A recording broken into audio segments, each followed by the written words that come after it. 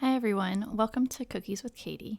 On tonight's episode, we're going to focus on how to make the perfect, soft, and chewy chocolate chip cookie. During this episode, we're going to cover the list of standard chocolate chip cookie ingredients, the cookie making process, some non-negotiables that I live by, and a disclaimer, and then it will be time for you to get started on your own batch of cookies. As we get started, here you'll find a standard list of ingredients. This recipe is the same recipe that you'll find on the back of a bag of Nestle Toll House chocolate chips, but I would like to add one extra ingredient to this recipe. A 3.4 ounce box of instant vanilla pudding mix.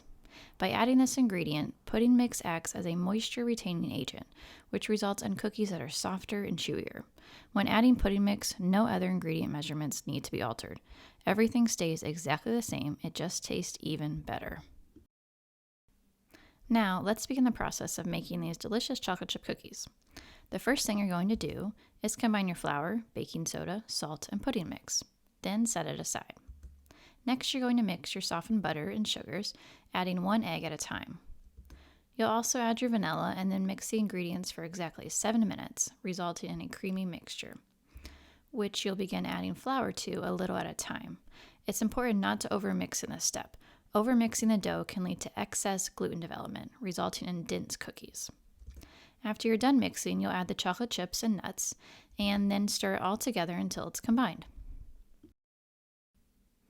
Once your cookie dough is complete, it's time to prepare it for baking. First, you're going to make heaping-sized tablespoon dough balls, preferably with a cookie scooper. You'll put all of your dough balls on a cookie sheet. Then you're going to chill the dough for at least 30 minutes and up to 24 hours. When you're ready to bake your cookies, preheat the oven to 350 degrees and bake them for exactly 10 minutes. When they're done, let them cool on the baking sheets for about 2 minutes and then transfer them to a wire rack. Alright, now I'm going to share my non-negotiables with you. These steps have helped me perfect these cookies and I wouldn't do it any other way. My first non-negotiable is Kerrygold butter. European-style butter, such as Kerrygold, is more pliable than American-style butter. It also has a higher butterfat content, which makes it the perfect butter for baking. It's also crucial for the butter to be at room temperature.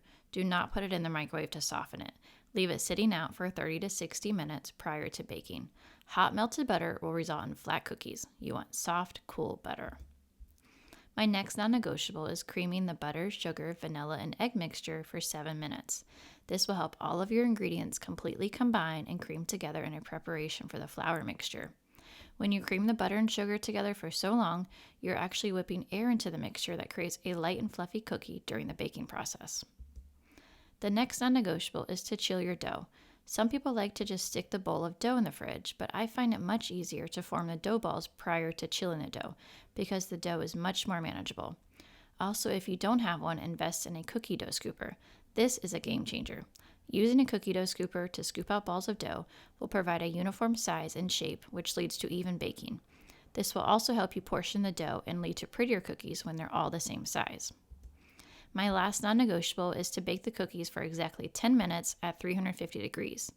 The Nestle Toll House recipe calls for 9 to 11 minutes at 375 degrees, but 10 minutes is the perfect amount of time at 350 degrees.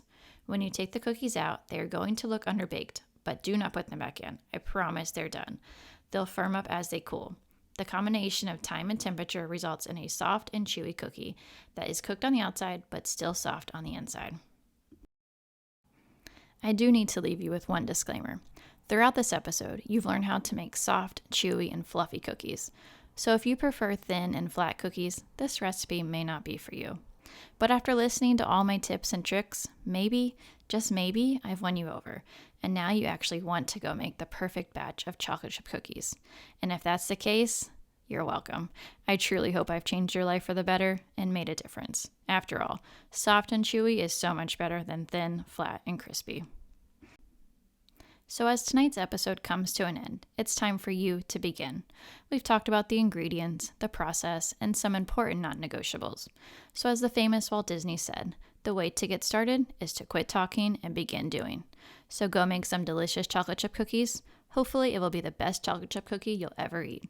Enjoy and good night. I'll see you next time on Cookies with Katie.